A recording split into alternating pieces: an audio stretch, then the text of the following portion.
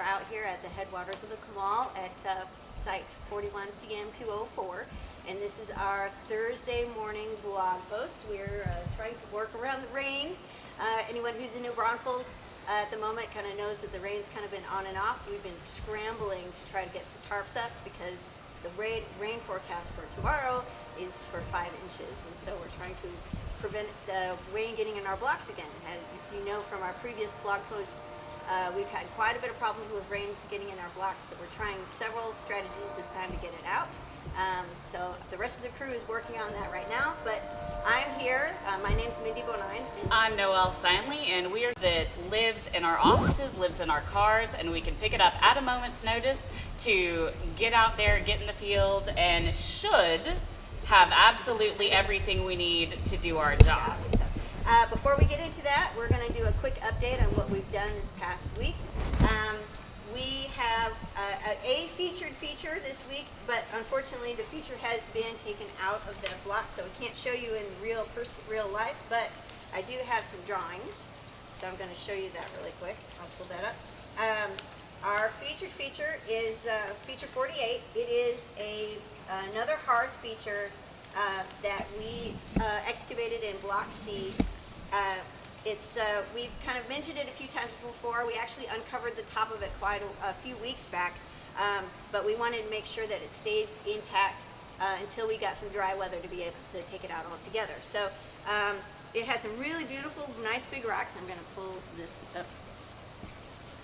So that's what the feature looked like as we were uncovering it. And then we took out all of those rocks and found another pile of rocks underneath it. So this one, as you can see, the first one was oval shaped. This one is kind of more circular shaped, and we think that they were two sort of either single use or temporarily used hearth features that were just sitting right on top of the other. So one's probably older, one's probably newer. We just finished excavating that feature out, so hopefully we'll be able to sort of see if there's another feature underneath it. If there is, then that's indicative of pattern. So we'd be super excited if we're going to be able to sort of find something like that. We got a comment that it was a nice drawing. Nice drawing. So, kudos to whoever did well, that. Well, thank you. That was me. So. She is our best artist on site. I'm the artist on site. So, so we're kind of cleaned all those features out, mostly to be able to get ready for the rain tomorrow. So in case the blocks do get flooded, everything is under a very big tent right now, and a lot of tarps. Yeah, and a lot of tarps. So really hoping that we'll be able to keep the rain out. So we finished excavating out feature 45, which is that really big block midden in Block D. That's been taken out, and we've actually started to sort of excavate all the levels that are underneath that feature. We found some really awesome concentrations of lithic debris underneath that feature, so we're going to have to do some more analysis on that to find out if there's like all different types of lithic reduction that's been represented in that assemblage, like Chris Ringstaff was talking about last week. Notice that he created a pretty big pile of lithic flakes just in 10 minutes of napping. So we have found sort of evidence that were people right on that spot or right next to that spot doing the exact same thing. So we found some big ones, middle-sized ones, small ones, and we're going to sort of do some sorting and analysis to make sure to see, well, one, if they're actually part of the same rock or not. To see if they actually do fit together. That's a lab problem. That's a lab thing. So we'll deal with that next time. We'll have to update you, when we get that information back. One last thing I wanted to talk about, what we've done this past week is this feature that we excavated out had some really interesting stuff that was happening right next to it. So in the units that are at the same depth and are just adjacent to the feature unit where the feature was, we found a lot of really unique tools. And one example of this unique tool is this drill, which I'm going to pull up there. And you can see that this used to be what we're thinking is either a projectile point, maybe a Pedernales point, that has been reworked from here up to a nice little drill. And they would use these drills for either woodworking or leather working. It's either punch holes or create holes in wood in order to be able to sort of to do some sort of construction. So even though we may not have evidence of the actual objects of wood that they worked on, we actually have evidence that they did work on wood and work on leather by these sorts of tools that we recover. So I'm going to put this back. So that's kind of our update for this week. One more thing I'm going to sort of delve into very briefly just to show you before we get into the dig kit, and that's right over here. This is our water screen. And so we've talked before about sort of trying to find those little tiny pieces of micro debitage. And this is the method that we're using to try to find that tiny little flakes, little seeds, other little pieces of bone, little pieces of other pieces of organic material that fall through the cracks on the screens that we normally use. And so this is an 1/8" mesh, so it's half the size of the 1/4" mesh that we normally use in our screening. And in order to be able to get the dirt through something that's this small, we have to use water power. So we have these hoses, and they're connected up to a trash pump that's over there, and we have these guys right here, just like a garden hose, and we put in a bucket of dirt, spray the dirt with the hose, try to get everything turned into mud, and wash through this mesh and down back into this sump that we've dug out for that purpose. And at all the material that's left after all the dirt's been washed away, we pull this screen and move it over here. I'll show you. This is an example of some of the material that we've been finding after all the dirt has been moved away. This is all from feature 52. 52, okay. From over in Block D. So this was all lithics from a 20 by 20 centimeter area that was about 30 centimeters deep. So Yeah, it's about that deep. yeah. So this is one of those lithic concentrations that we were talking about. As you can see, just at first glance, you can see that all the rocks look to be about the same color. So the chances are pretty good that some of them might fit together into a cobble that the napper had reduced. So we're sort of trying to put it all together. Burned bone. Oh, there's a piece of burned bone. Teeny little bitty piece of burned bone. So that's how you know it's been burned. It's kind of got that gray color. So that means it's been heated. Kind of like how chert will also change colors and turn either bright red, and the limestone will turn that gray. Yeah. This will also change to the gray color, so it's not that orange color that you'd normally see. Mm-hmm. And as you can see here, we've got these tiny little flakes. Some of these guys would fall straight through the 1/4" screen, but we're able to capture them when we're dealing with mesh this small. Now, if you might want to ask, I'm sure maybe somebody might be interested out there as to why we don't do this all the time. And mostly it's just time. It's a tremendously long process to be able to screen all that dirt. And as you can see, we have to have this very elaborate setup. And we're not actually doing a whole lot of water screening. We're screening just a very small percentage of the dirt that we're actually removing from the site. This takes a very long time to do, and there are some archaeological sites where they do water screen all the time, especially like Spanish colonial sites where we're trying to look for tiny little trade beads and such. We set up water screen and we water screen everything. But in situations like this, when we're a little bit more of a time crunch, then we kind of have to select the dirt that we want to water screen, and then the rest of the dirt we do the traditional way. And also, it's really cold, and we don't want to be all wet all day. It's wet all the time. You get wet. It's like being in a river. Yeah. So. I do want to say another cool thing is we're using repurposed or harvested rainwater to do the screening. So no potable water use. Yes, for everything that. is recycled. So yeah, we're using recycled water through the whole process, and it makes it easy actually, especially set it right next to the water tank. So, all right, let's move on. We're going to step right over here. Noelle's going to start showing us her dig kit, and I have mine. It's just my bag right here, and I'm mostly here to sort of show that our dig kits are actually largely the same. There's, when you're an archaeologist and you're going out and you're doing survey work or testing work or data recovery work, we all have the same sort of tools. Some might have more than others, but we have a basic kit that we all carry with us all the time.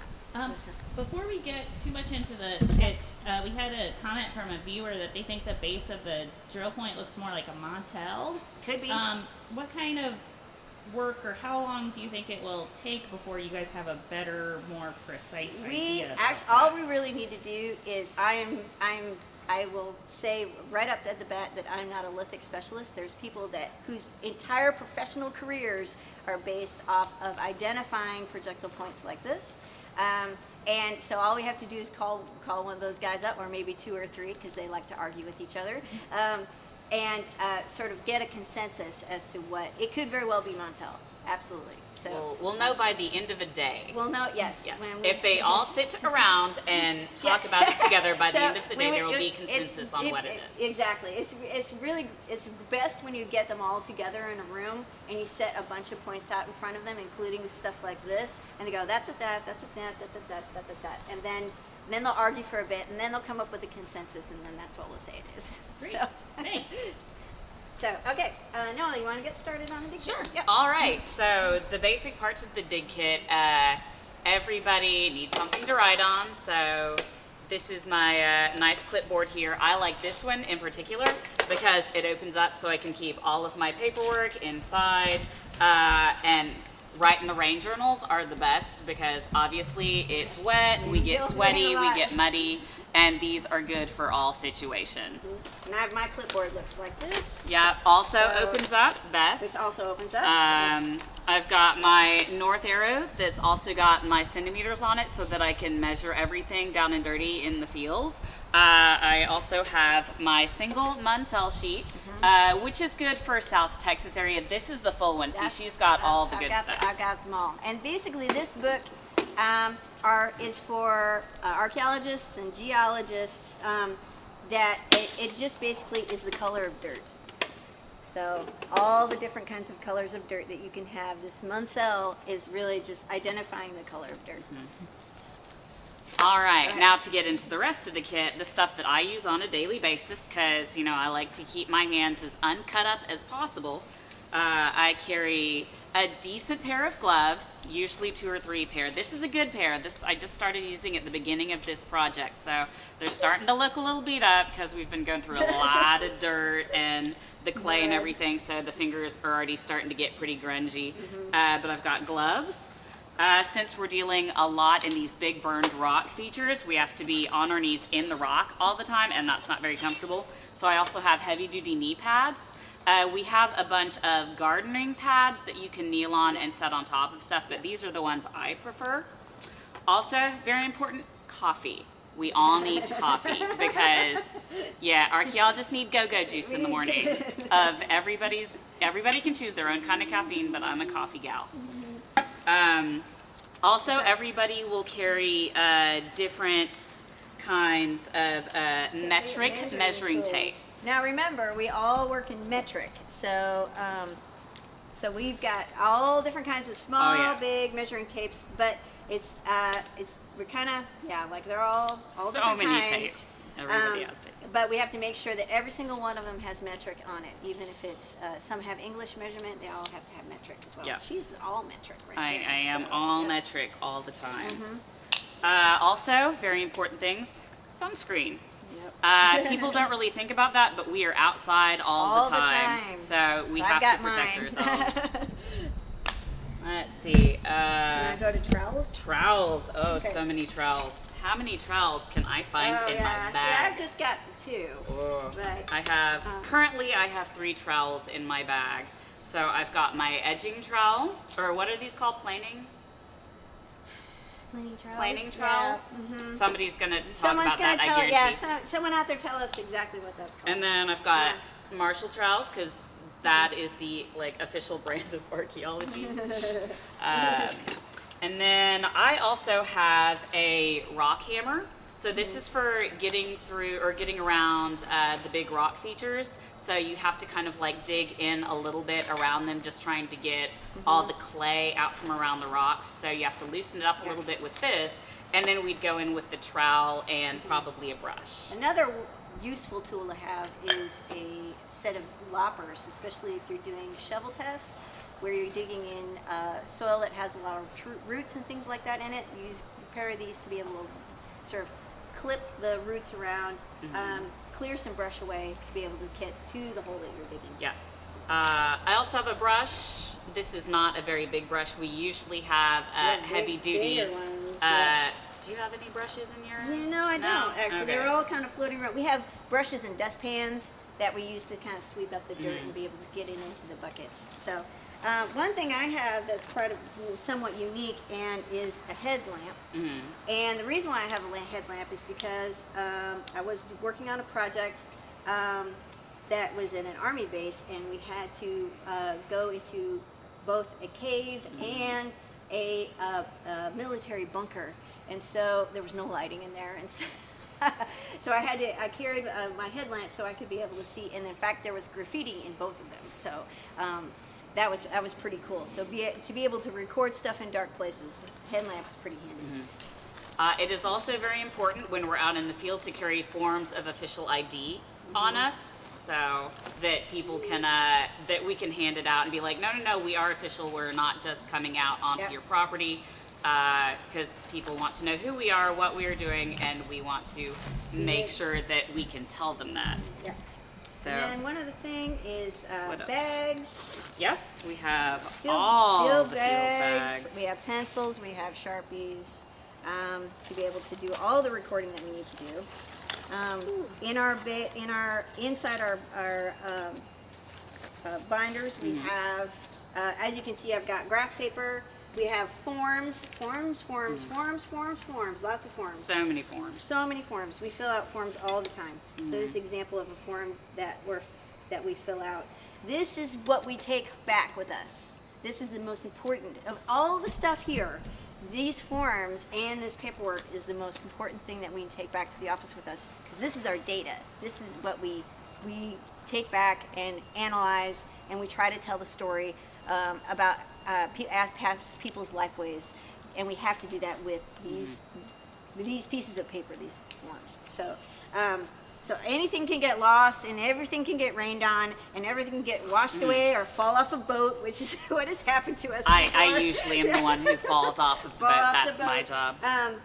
But if we can manage to survive, if the paperwork survives, then we call it a good day.